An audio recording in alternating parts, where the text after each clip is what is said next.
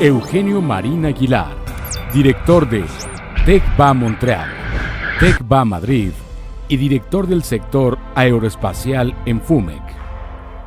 Ingeniero mecánico egresado de la UNAM, especializado en mecatrónica.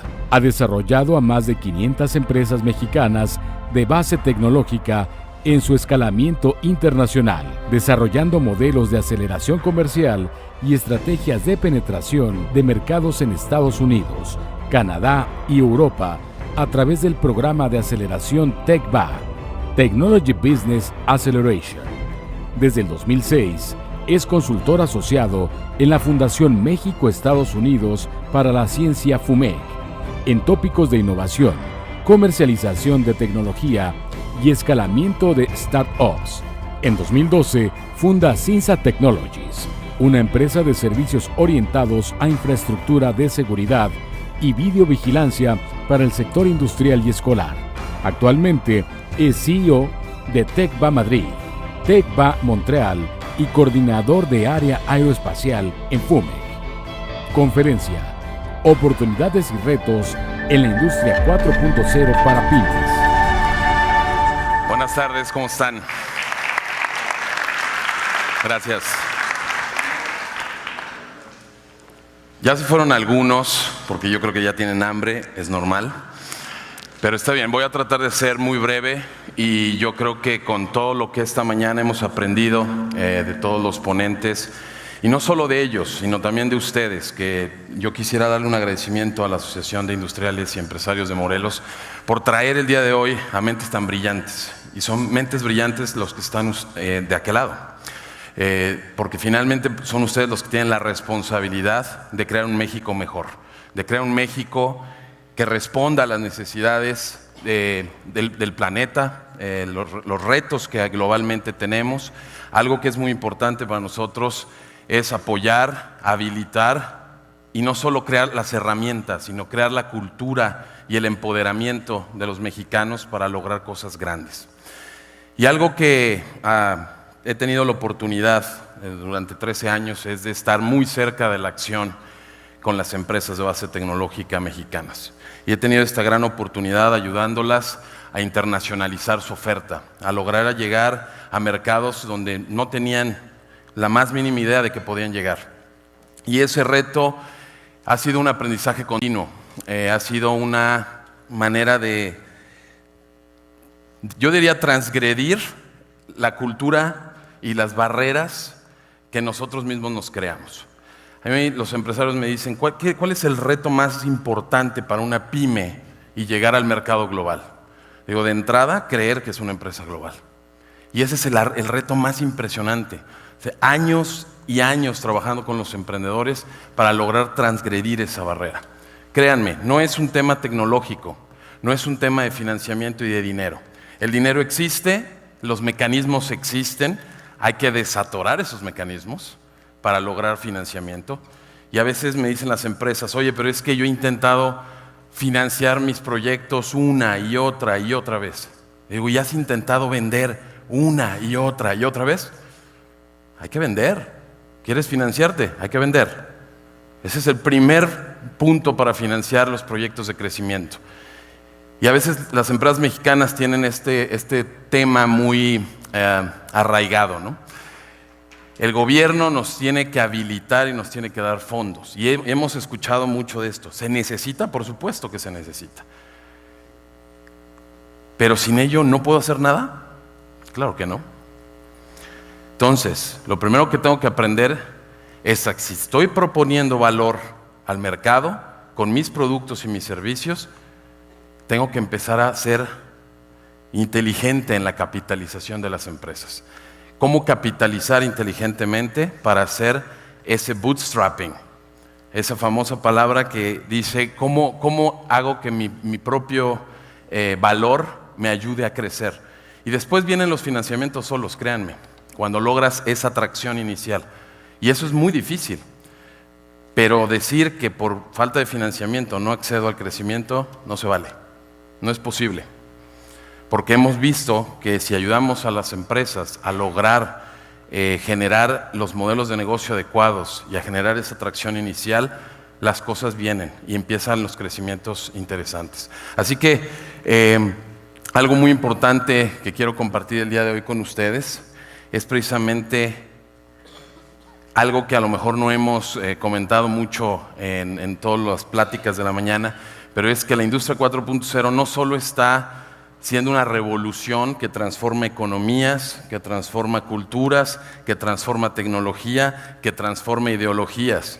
También está siendo una revolución en el sentido de que transforma modelos de negocio, transforma cultura empresarial, transforma inclusive comportamientos de las personas. Por eso se le llama revolución, porque realmente estamos siendo partícipes de toda esta evolución en cuanto a el mundo industrial se refiere. Y algo que quisiera comenzar hablando es qué es lo que alimenta la revolución industrial. La cuarta revolución industrial. Lo alimentan las tecnologías exponenciales. Las tecnologías exponenciales son lo que realmente están ayudando a acelerar el avance que se tiene en esta cuarta revolución industrial. Ya hablamos de digitalización, ya hablamos de muchos temas, pero ahora, ¿cómo vamos de la escasez a la abundancia? ¿Cómo creamos esa riqueza? ¿Cómo apalancamos el valor que estamos entregando al mercado con productos y servicios a través de estos modelos exponenciales? ¿Vale? Entonces, empezamos con este tema de la digitalización, pero rápidamente, y lo que pasa en las empresas, y en todo tipo de empresas, no solamente empresas de manufactura o empresas de producción, de generación de productos, también en empresas de servicios, también en empresas tradicionales. Cuando empiezan a acercarse a los temas de digitalización, empiezan a decepcionarse porque son complicados, porque son costosos, porque son complejos de implementar, tardados de implementar, y generalmente a veces no les entendemos. Y lo que está generando también la tecnología, desafortunadamente, está creando cosas muy positivas, pero también está creando, ¿qué creen que esté creando? ¿Cuál? Enajenación, en algunos casos, pero también está creando analfabetas digitales. Aunque no lo crean, ya hay muchas personas en el mundo que son analfabetas digitales. Saben leer y escribir, pero son analfabetas digitales. ¿Qué quiere decir? Que la tecnología está avanzando tan rápido que el propio ser humano no está siendo capaz de avanzar a la misma velocidad. Entonces, si hablamos de industria 4.0, también tenemos que hablar de humanos 4.0, de personas y talento 4.0. Si no avanzamos a la misma velocidad, nos vamos a quedar en la parte en los analfabetas digitales. Y este mundo va a ser liderado por quien no sea analfabeta digital, por quien esté montado en la ola, en lo que viene en el futuro. Entonces, esta decepción es lo primero que sigue, ¿no? Estas son las famosas 6 Ds de Peter Diamandis. Pero después de estos procesos de decepción viene otra D, y es la disrupción. Es cuando entiendo que tengo que montarme a estos procesos. Y esa disrupción generalmente viene cuando estamos a punto en una situación crítica, es decir, por ejemplo, lo que decían hace un momento de naciones como Israel. Israel es una nación súper pequeñita. ¿Por qué ha sido tan disruptiva tecnológicamente? Bueno, pues está en el laboratorio perfecto para buscar la innovación y la necesita de una forma terrible, y les voy a decir por qué. Está rodeado de enemigos, está constantemente en guerra. No le queda de otra más que buscar innovaciones tecnológicas para sobrevivir, para ser un pueblo que sobresalga. Entonces la tecnología ha venido aunada a la supervivencia. Entonces necesitamos estar en situaciones extremas para innovar. Las empresas, cuando van evolucionando y tienen problemas financieros y están a punto de quebrar, o innovan o ¿qué pasa? O se mueren.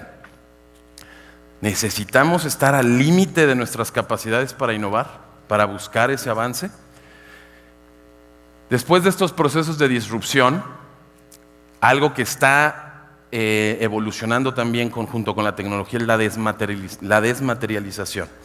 Es decir, todos los productos y servicios que se han,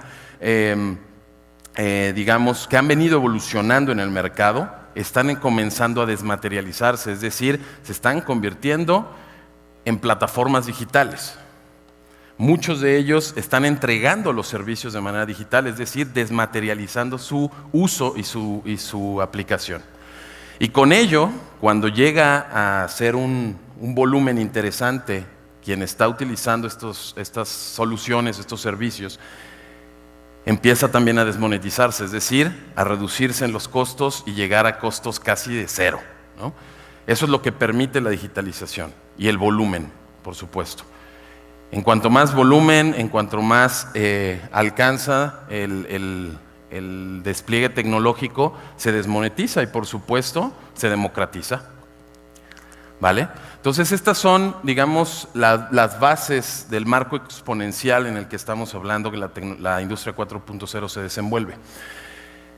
Ahora, ¿quién me puede decir, díganlo así en voz alta, qué es lo que ven en esa fotografía? Algo, una cosa que vean. Una grabadora, un CD, un VHS, una calculadora, ¿qué más? ¿Un qué? Un Walkman, un radio. Bueno, todo eso que ven en esa fotografía, todos lo traen ahora en su bolsillo. Todos, absolutamente todos. Y además es gratis. Casi gratis, ¿no? Algunos servicios hay que pagarlos. Por lo menos el test lo tienen gratis. ¿Vale? ¿Quién compra música todavía en las tiendas de discos? Pues nadie, ya casi, ¿verdad? Todavía hay personas que llaman por teléfono de larga distancia, pero eso pronto se va a acabar. Hay muchos románticos que todavía compramos libros en las librerías, pero de todas formas, a veces preferimos que nos lo lleven a nuestra casa directamente. Muchos compramos por internet, pero hay personas que no saben comprar por internet. Es más, nos da miedo comprar por internet. Y por los temas que ya Héctor nos comentó hace rato, que fue bastante exhaustivo por los temas de ciberseguridad. ¿Vale? ¿Cómo rompemos los esquemas de ciberseguridad para hacernos más cercanos a la tecnología y aprovechar todas las ventajas tecnológicas que ello tiene? ¿Dónde buscamos? ¿Dónde hacemos investigación? ¿Vamos a las bibliotecas todavía? Yo creo que sí. Yo creo que eso no va a cambiar mucho, vamos a seguir usando las bibliotecas, pero ya también las bibliotecas se están haciendo digitales. Ya podemos consultar todo lo que en un recinto enorme de 25 pisos, lo podemos consultar desde la comodidad de nuestra cama en la computadora. ¿Sale? Estos conceptos ya los conocen, estas aplicaciones ya las conocen. Finalmente, son conceptos digamos, procesos de la vida diaria que se han digitalizado y que ahora nos facilitan el uso de estos servicios. Entonces, ¿cuáles son estas tecnologías exponenciales? Y eso es algo muy importante. Por supuesto, ¿quién conoce la ley de Moore? ¿En serio tan poquitos? La ley de Moore, ¿no? Vale, algunos. La ley de Moore es una ley que se ha cumplido hasta el momento. Es probable que no se cumpla en unos años, pero sigue cumpliéndose. Y es una ley que da la razón de capacidad de procesamiento de los circuitos integrados y su razón a la reducción de tamaño. Entonces nos dice que cada vez que reducimos el tamaño tenemos más capacidad de procesamiento. Y por mucho, ¿no? Entonces eso nos ha permitido tener, por supuesto, mejores sistemas de cómputo. Y esos sistemas de cómputo nos llevan a redes. Y esas redes nos llevan a algoritmos de mayor procesamiento y más capacidad de procesamiento. Al final son datos y datos y datos que podemos ahora utilizar a nuestro favor. Y ese es el gran reto de la industria 4.0. Todo está basado en datos. Y después de esos datos, que son unos y ceros en la computación tradicional, pero ahora si hablamos de computación cuántica, vamos a hablar de spin izquierdo, spin derecho, y también eso nos genera datos. Al final, todos son datos. Y esos datos, después, ¿qué hacemos con ellos? Son muchísimos datos, muchísimos.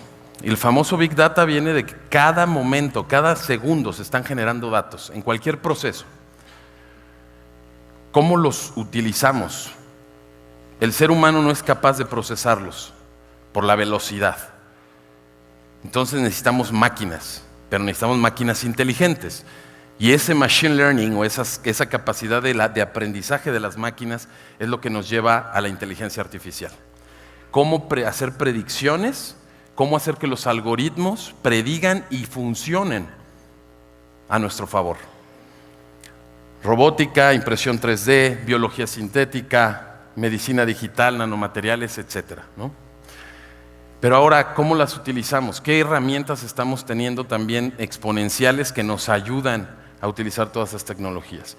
Por supuesto, en el mundo está habiendo muchas competencias incentivadas para lograr avances tecnológicos. Se está usando mucha minería de datos, de los grandes datos. Se está buscando hacer algoritmos eficientes cada vez mejor. El crowdsourcing, el crowdfunding, las comunidades de háganlo usted mismo, que en el mundo se están multiplicando y eso está ayudando también a que no todo se desarrolle en los grandes laboratorios o en los grandes centros de investigación. También las propias comunidades pequeñas e innovadores que simplemente por curiosidad y por creatividad logran desarrollar proyectos interesantes, etc. Y el acceso a la creatividad en masa. Y hay muchas plataformas donde se puede hacer investigación e innovación colaborando con gente en cualquier parte del mundo sin necesidad de conocerlos y de haber viajado a tener una reunión con ellos, y se desarrollan, se comparten información, se comparte conocimiento y logran cosas fantásticas. Esto ha sucedido mucho en la industria farmacéutica y han incentivado muchísimo a desarrollar plataformas como esta. La pionera fue una que se llama Open Innocentive, así se llama, y es una plataforma de innovación abierta de la empresa Merck. Y han logrado resolver problemas que no se habían resuelto en años, simplemente por poner a millones de investigadores frente al problema. Y al abrirlo de esa manera ayuda a resolverlos de una forma más rápida, ¿vale? Bueno, de esto también los compañeros de Mitsubishi hablaron un poco. En el panel también donde estuvieron aquí las autoridades de los centros de investigación de algunas empresas, también hablaron de esto. ¿Cómo generamos riqueza? ¿Cómo mantenemos esa generación de riqueza para mantener los empleos, para mantener nuestra competitividad? Bueno, hay siempre amenazas. A las empresas siempre les va a venir amenazas. Una de las cosas que trabajando con pymes mexicanas nos hemos dado cuenta es que la empresa a veces llega con una idea de decir, mira, yo estoy muy bien, logré un nicho de mercado muy interesante en México, ya no sé cómo escalarlo, ya no sé cómo llevarlo a otros lados. Y el problema a veces no es cómo llevarlo a otros lados, el problema a veces es entender que vamos a competir localmente contra otros que nos van a desplazar. Entonces es cómo inclusive nos mantenemos competitivos en nuestro propio mercado. Los procesos de internacionalización van en esas dos vías. O voy a un nuevo mercado y despliego mi oferta de valor, mi propuesta de valor, o bien sigo innovando en mis procesos y compitiendo en mi mercado local contra empresas de otros países que vienen a competir a mi mercado local. Cualquiera de las dos son procesos de internacionalización. Entonces, la globalización como tal no es algo que podamos escaparnos de ella. Simplemente, si estamos en el mercado, vamos a llegar en algún punto a competir de forma global. Entonces, más vale que nos vayamos preparando desde el día de hoy. Es muy importante, ¿no? y aprender esos procesos y no estarnos manteniendo con modelos anticuados como yo genero valor y me vienen y me compran. Y como todo el mundo sabe quién soy, me van a seguir viniendo a comprar. Eso no es cierto. En algún momento van a dejar de venir a comprar porque alguien más lo está haciendo más barato, más eficiente, con mejor calidad, con mejor capacidad y resolviendo de una forma más competitiva. Entonces, si no sé cómo salir a vender y no sé cómo mantenerme en el mercado de una forma interesante y atractiva, vamos a sufrir, ¿vale? Esta empresa, todo el mundo la conoce, una gran empresa. ¿vale? Tenía un mercado de capitalización de 28,000 millones de dólares en 1996. Y de repente, 2012, se fue a la quiebra. Y ese mismo año, casualmente, nació esta otra empresa. ¿Y saben qué pasó? Lo peor de todo no es lo que hizo Instagram. Lo peor de todo fue que quien desarrolló la fotografía digital fue Kodak mismo, en sus laboratorios. Ellos fueron los que desarrollaron la tecnología digital de la fotografía. Pero en el board, en el consejo, dijeron, no, ¿quién quiere ver fotografías en una pantalla? Lo importante es el papel, porque además nuestro negocio es el papel, vendemos mucho papel, ¿vale? Por proteger un negocio que era muy grande, pero por no ver hacia dónde iba la tendencia del mercado, solitos mismos se minaron. Y algo que desarrollaron internamente dentro de la empresa no la sacaron al mercado. En fin, esta gráfica que van a ver aquí, que se ve muy pequeña, pero la pueden encontrar en internet, es el ciclo de la evolución de todas las tecnologías que se están desarrollando y que tienen una participación en la industria 4.0. Muchas de ellas están en desarrollo, otras ya están en uso y algunas otras ya se están adoptando. Muy pocas todavía, ¿no? Pero las que están adoptándose en el tiempo, recuerden que siempre esta curva hay una euforia por el uso de estas tecnologías, después se dan cuenta que no es tan barato usarlas todavía, que todavía no me resuelven a la perfección ciertos procesos que con tecnologías un poco más anteriores puedo resolver y todavía no las puedo utilizar de forma masiva, pero ahí van. Entonces estas curvas lo que nos dan a entender es en qué momento tengo que adoptar esa tecnología. ¿Cuál es el mejor momento para mí adoptarla? ¿En el momento en que es más barata?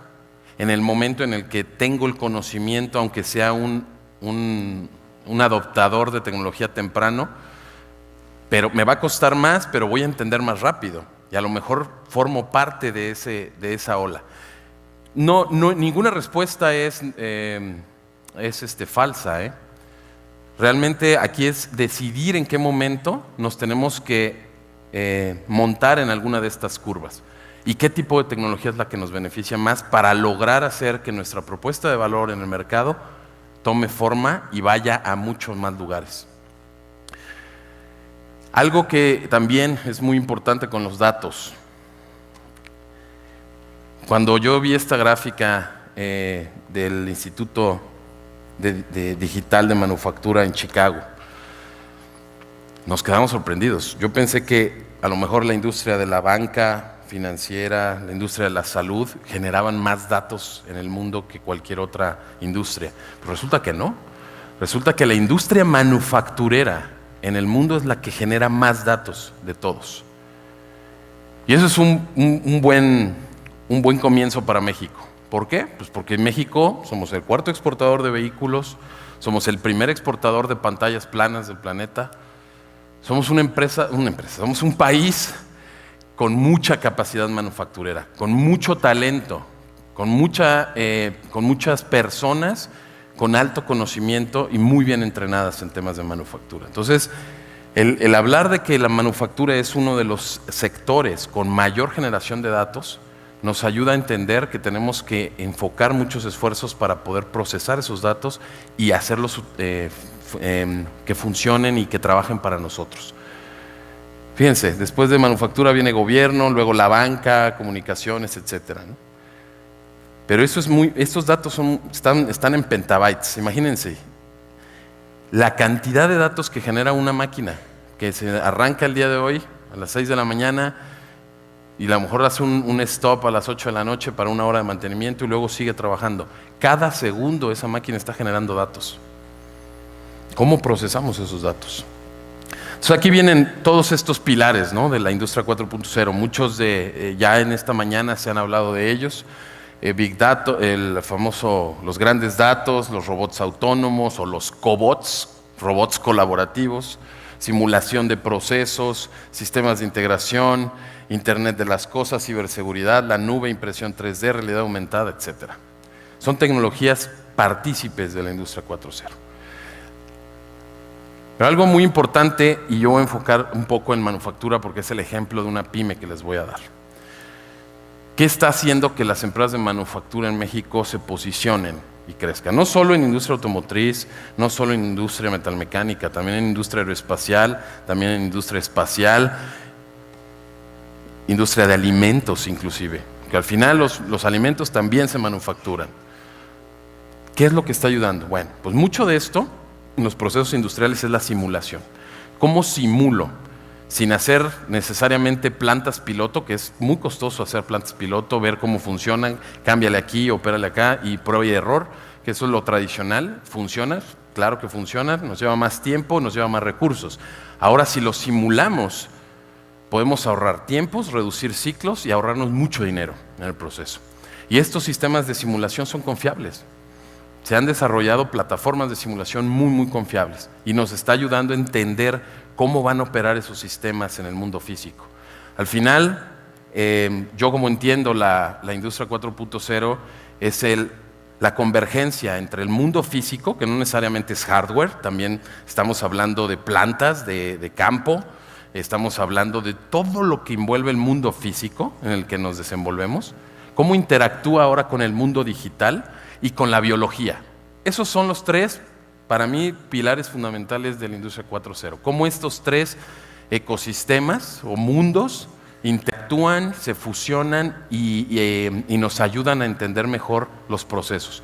Y la biología, ¿por qué? Porque ya inclusive los sistemas computacionales están emulando a los sistemas biológicos para hacer predictibilidad, para tener algoritmos que aprendan. Y ese aprendizaje, la única manera que tenemos o el ejemplo que tenemos para emularlo es la vida misma, los sistemas orgánicos. Por eso la biología es tan importante en este tema, ¿vale? Entonces, la simulación nos está ayudando en esto. Y no todo es entender los procesos de simulación desde el punto de vista técnico de ingeniería. También hay que entenderlos a nivel de procesos humanos. ¿Qué nos ayuda más?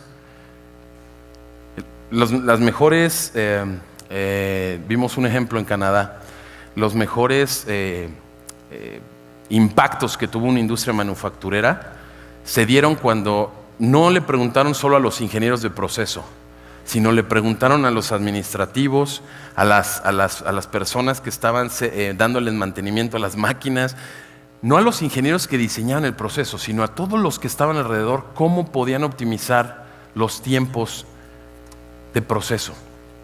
¿Qué es lo que les haría más fácil la vida a todos los demás dentro de la empresa?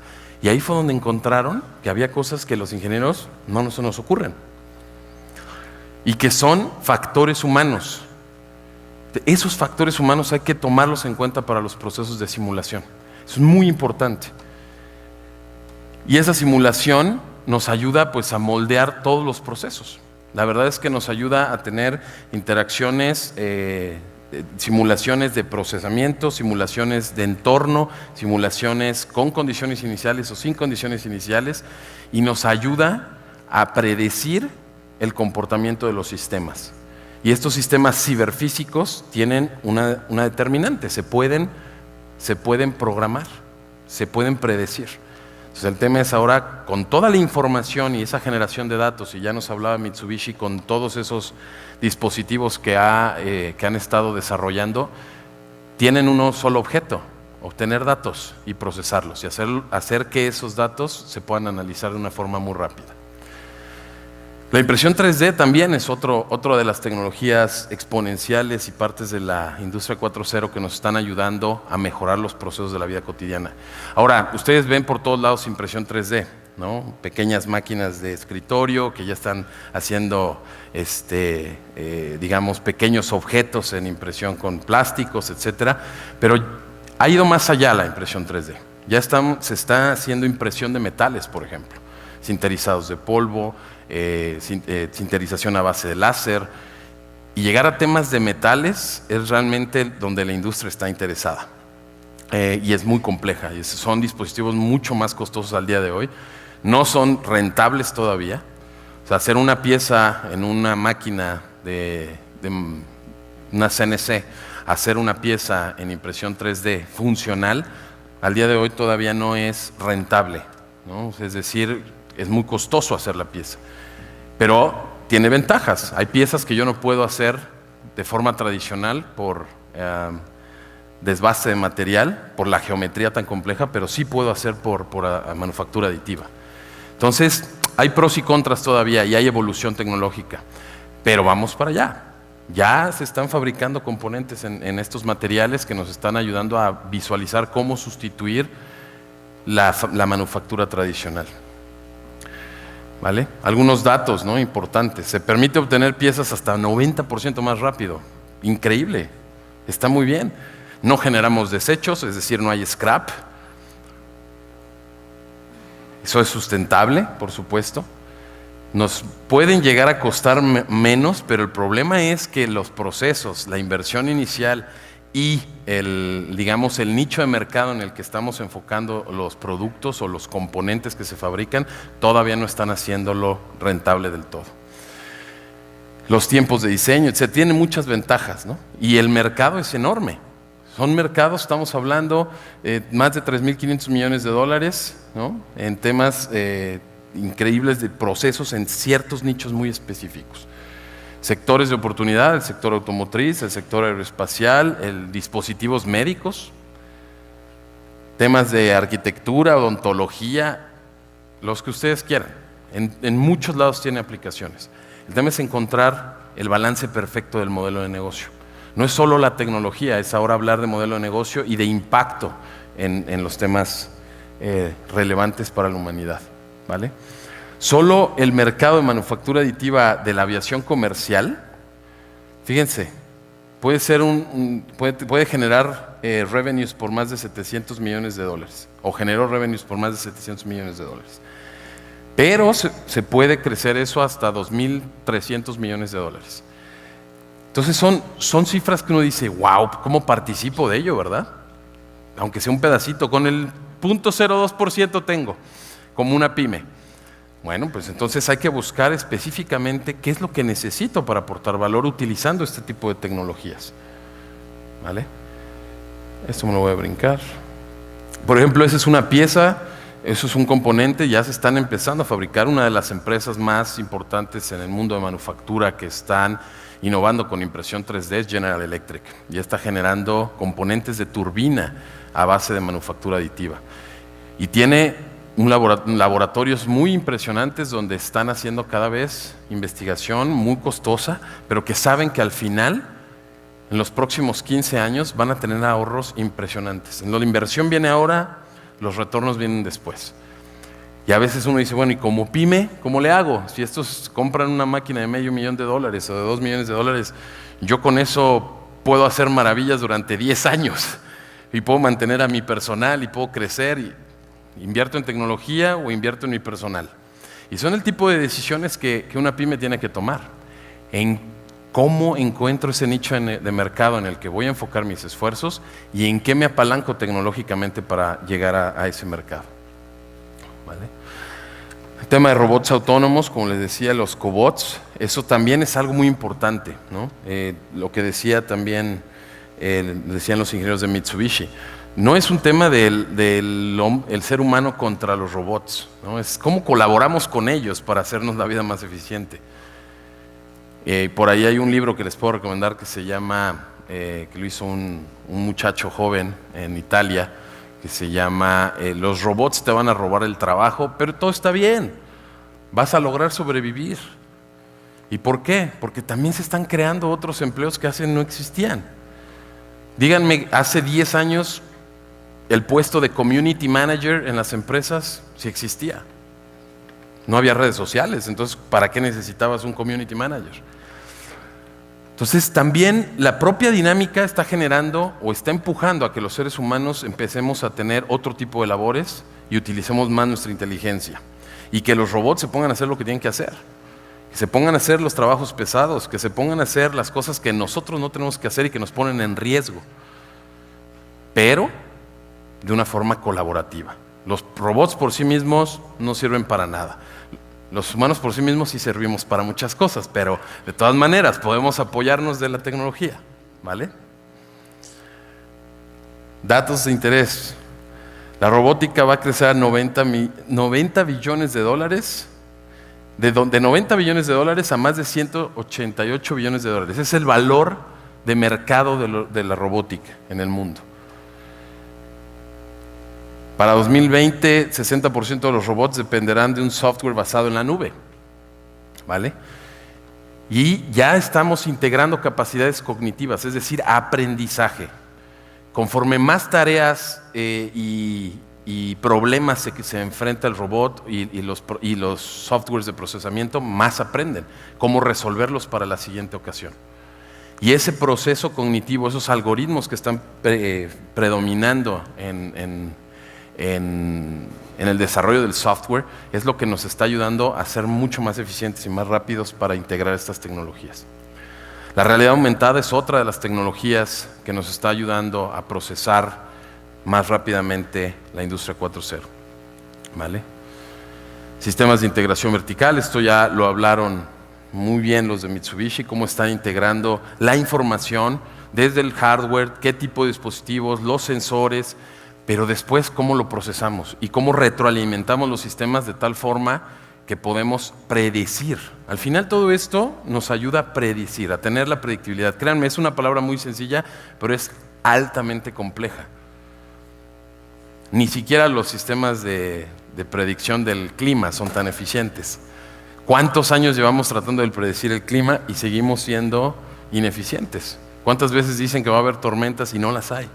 Depende de muchísimos factores y el problema es que tenemos múltiples variables y no tomar en cuenta ni los mecanismos, ni los modelos matemáticos más avanzados han podido predecir el clima de una forma tan precisa, ¿no? Entonces, aquí hay un reto, porque hay muchas variables también. ¿Cómo elegimos el set de variables más adecuado que nos lleve a un 80-90% de predictibilidad? Eso es lo que buscamos. El 100%, quien les diga que tiene una predictibilidad del 100%, lo dudaría 5 veces antes de creerlo. Pero sí buscamos tener el 80-90% de predictibilidad en los procesos, ¿vale? Y todo esto además respaldado en capacidad de información. En todos esos servidores, a mí me decía una señora, bueno, ¿y la información de verdad está en las nubes, en el cielo? Le digo, no, señora. En realidad está en servidores en la tierra, ¿no? Pero están tan interconectadas que pues parece que están en una nube, en una gran nube de información. Es allí donde está alojada están alojados todos estos datos, ¿vale? Y a donde podemos tener acceso. Un chorro de análisis se pueden hacer allí, desde análisis de información de todo tipo de sensores que ustedes imaginen, datos colectados en muchas bases que se tienen que interrelacionar, que se tienen que hablar, los famosos sistemas de ERP, los famosos sistemas de plataformas cognitivas. Todas esas herramientas se tienen que intercomunicar. Y si no tenemos protocolos para que se hablen, no funciona. La nube nos permite y nos ayuda a que esta interacción e interrelación se dé. El tema de ciberseguridad, Héctor lo cubrió realmente con mucho detalle, así que no me voy a detener aquí, pero es sumamente importante, ¿vale? Bueno, a lo mejor estos datos, ¿no? 44% de las empresas han sufrido ciberdelitos en México. Esto estoy hablando solamente de México, ¿vale? 1.500 millones de dólares en costos de incidentes de ciberseguridad en México. La banca, los hackeos, las cuentas, la información. Y ese es el miedo que todo el mundo tiene, ¿no? De usar la información digital. Que alguien llegue, se robe esa información y resulta que no tengo capacidad de defenderme ante ello. ¿Por qué? Porque faltan regulaciones, faltan leyes, etcétera, lo que ya nos comentó Héctor por allí, ¿vale?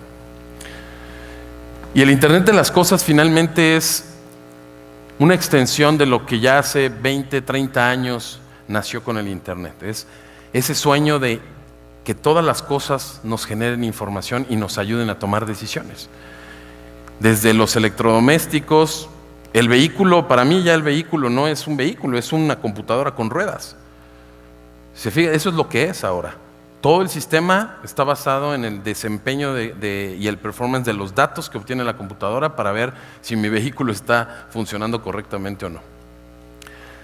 Entonces, el Internet de las cosas es como esa información de todo lo que usamos en el mundo físico nos ayuda a tomar decisiones constantemente, diario.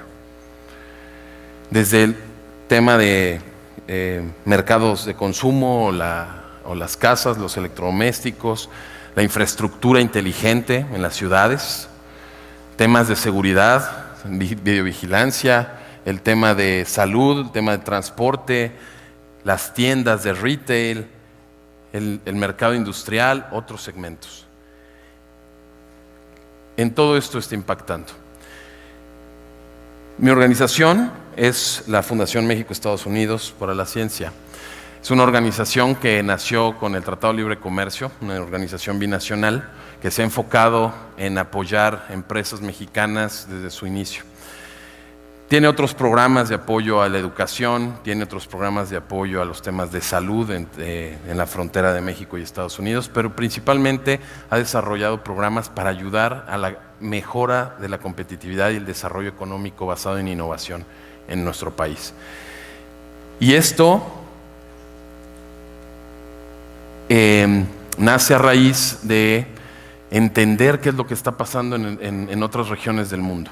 ¿Cómo es que otras regiones del mundo están haciendo estos procesos, ayudando a sus pymes a crecer?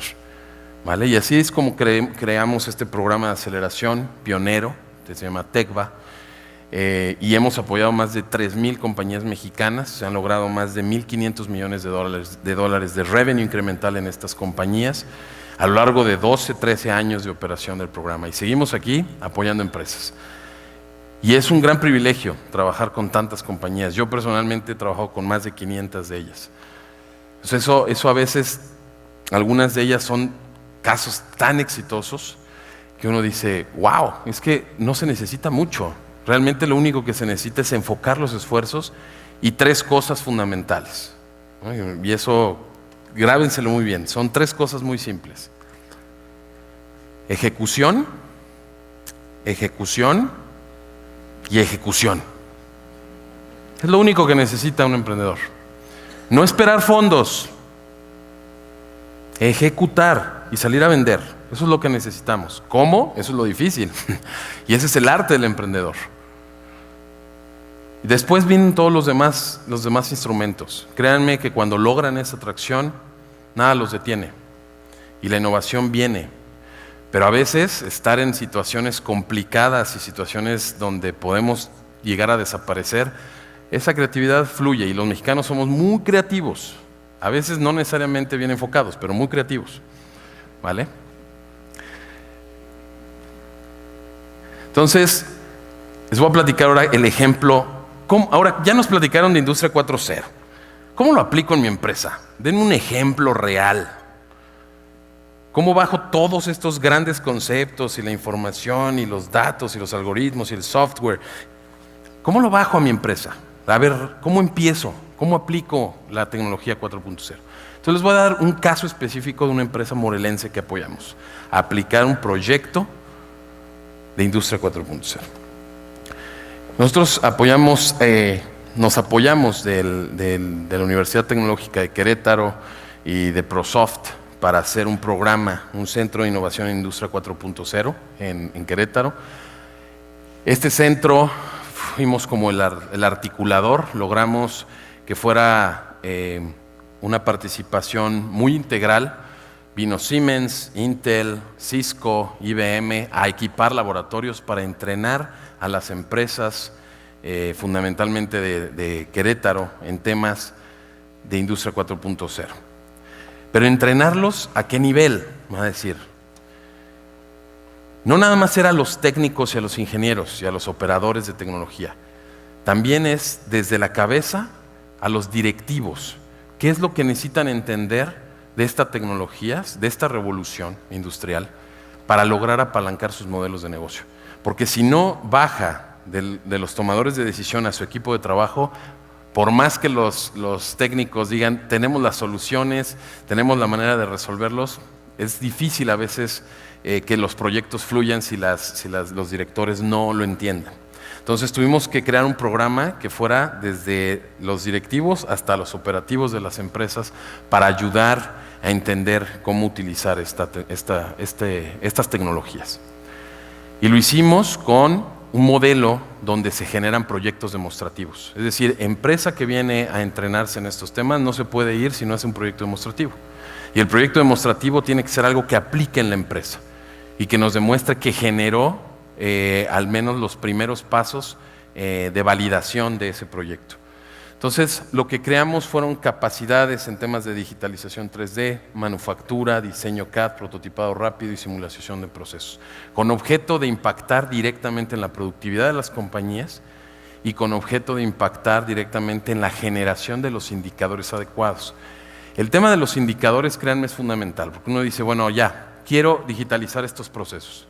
Ok, ¿cuáles son tus variables? ¿O cuáles son los indicadores más claros que te van a ayudar a digitalizarlo? Y desde ahí se atoran. ¿No? Ahí viene la pregunta de, no sé qué es lo que tengo que medir. Creo que esta variable es la más importante, pero resulta que no necesariamente.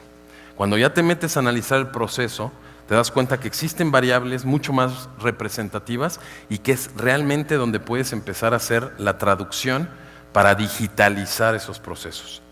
¿Vale? Entonces, hicimos un ejemplo, ¿no? Una empresa de manufactura de maquinados tradicionales y de maquinados por control numérico, con ciertas capacidades, con una buena planta, buenos clientes, en mercados muy específicos. Y la verdad es que decía yo, mira, yo sigo operando, estoy teniendo un solo turno, tengo 9.5 horas de procesamiento con 3 máquinas. No estoy midiendo mi uptime, que es decir, el uptime es cuánto realmente está operando la máquina de forma productiva. No lo estoy midiendo, pero soy rentable. Vale. Ahora, él considera que esa es la medición que él tiene, ¿vale? No cuenta con PLCs, no cuenta con un ERP que le esté informando de material. Todo es muy... Mira, con mis operadores tienen mucha experiencia, tienen muchos años. Con esa información es suficiente para hacer previsión de materiales, de herramientas y de todo. Bueno, ok, vamos a hacer una propuesta muy simple. Vamos a medir algo y vamos a demostrar si lo que me estás diciendo es cierto. Lo único que hicimos fue utilizar unos sensores de vibración que se conectaron a la máquina, a las máquinas, para monitorear en tiempo real la eficiencia operativa de esas máquinas. Y esos sensores, ¿qué nos arrojaron? Nos arrojaron realmente el uptime, cuánto tiempo de esas máquinas están operando realmente de forma productiva. Nos están diciendo cuánto tiempo está sin ser productiva, es decir, el downtime. Nos está generando los tiempos de ciclo y nos está dando cuándo se hacen los paros de línea. Toda esa información nos dieron los sensores. ¿Cómo funciona esto? Los sensores se integran a la máquina.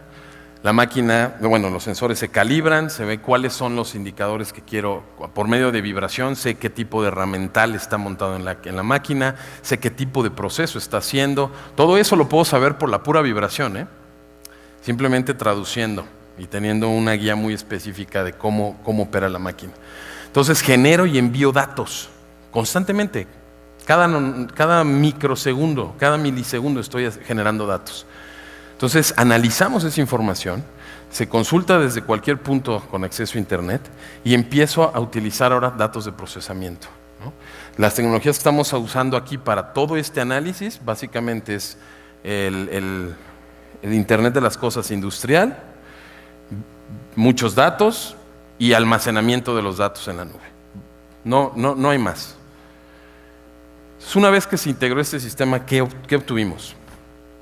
En el primer mes nos dimos cuenta que el uptime real era de 59.45%. La empresa nos decía que era el 95%. ¿Vale?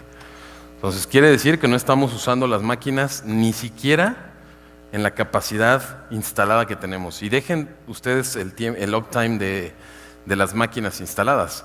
Nada más lo estamos haciendo en un turno. Nos faltan los otros 2 turnos que podría tener la máquina. Es decir, la máquina está siendo utilizada como al 15% de su capacidad. Luego hablamos con los operadores, se adoptaron ciertas medidas y en el segundo mes logramos incrementar ese uptime con el mismo personal, sin incrementar capacidad operativa, al 85.83%, y después máximo llegamos al 88%. Simplemente midiendo, no hicimos nada más, solo medimos. Tomamos datos y tomamos acciones de corrección. Entonces el impacto que se tuvo con ese simple proyecto micro, porque si lo ven así, no estamos todavía integrando toda la capacidad de la industria 4.0 aquí. Lo único que estamos haciendo es tratando de obtener datos y automatizando un poco el proceso. Esto todavía no llega a ser industria 4.0. Esto está siendo un proceso inicial de automatización. ¿Vale? Pero es el camino para poder utilizar después toda la capacidad de las demás tecnologías que nos pueden ayudar a ser más rentables. Incremento de productividad de un 30%, reducción en tiempo extras de 75%, que es impresionante y no lo creía el empresario. Y las entregas a tiempo también se elevaron al 95%. Con eso, ¿qué les quiero decir? Es un caso real de una empresa que dijo, no tengo idea por dónde empezar. ¿Cómo empiezo?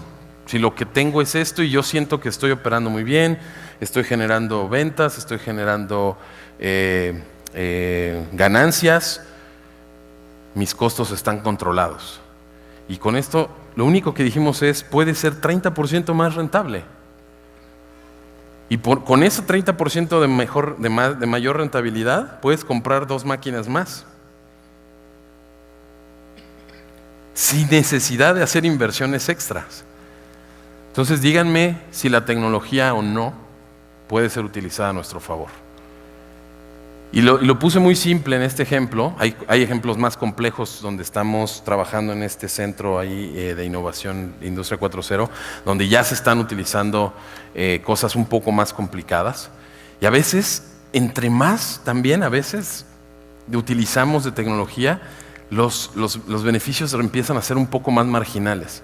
Lo importante es definir realmente los indicadores de impacto para nuestra industria. Puede ser agroindustria, Y uno dice, bueno, ¿y en agroindustria cómo? Pues simplemente utilizando drones, por ejemplo, puedes hacer mucho análisis de imágenes del campo. Si está teniendo plagas en cierta región y los puedes digamos, atacar de forma muy local sin tener que hacer una fertilización de todo el campo, lo puedes hacer de una forma muy específica en la parte afectada. Puedes hacer análisis de si el clima le está afectando también en la producción, si está cambiando o haciendo una mezcla de los ciclos ¿cómo se llama? De los ciclos de zafra, ¿no?